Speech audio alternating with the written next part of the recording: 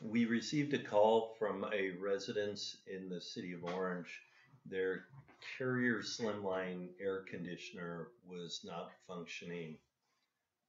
Upon arrival, I found a 2004 Carrier Slimline condensing unit. The homeowner had the air conditioner turned to the on position and calling for cooling. However, the outside unit was not operating. I decided first to remove the fuses, so I located the disconnect at the unit. I opened it and found the fuse disconnect, um, which is the black square with the two red lights and the silver handle. When I removed the disconnect, I found that the electrical connections had shorted out on the left side, and I needed to replace the electrical disconnect before I could even figure out what had happened.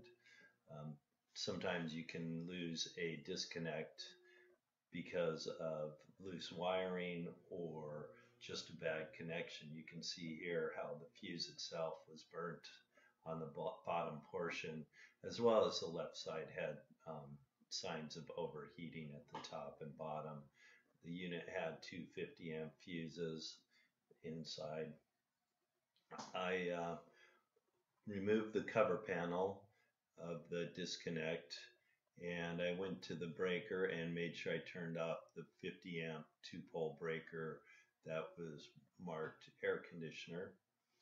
When I returned to the disconnect, I tested for power at the line in.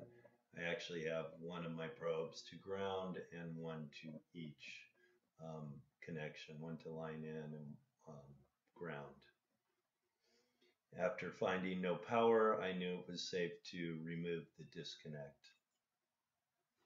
I replaced it with a Diversitech DDS60 disconnect.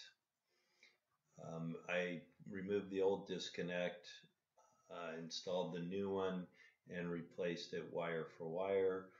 When doing this type of work, you definitely want to make sure that your source electrical coming in from the disconnect is properly wired to the line portion of the disconnect. And then the load, which would be your air conditioner, is properly wired to the load terminal in the disconnect. We also made sure the grounds were properly attached.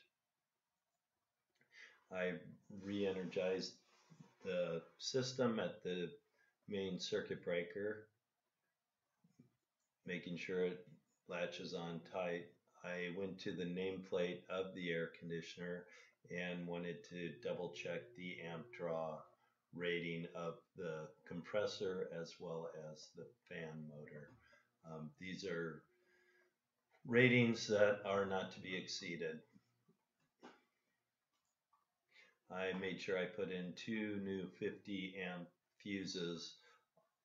Although the nameplate for the unit says maximum fuse size 60, we are able to downsize that to a 50 without any problems. The minimum amp circuit is 37.5. So I reinstalled the fuses, testing for 240 volts at the disconnect, and made sure that the front panel was back on the disconnect. I then closed it and turned on the air conditioner inside the home.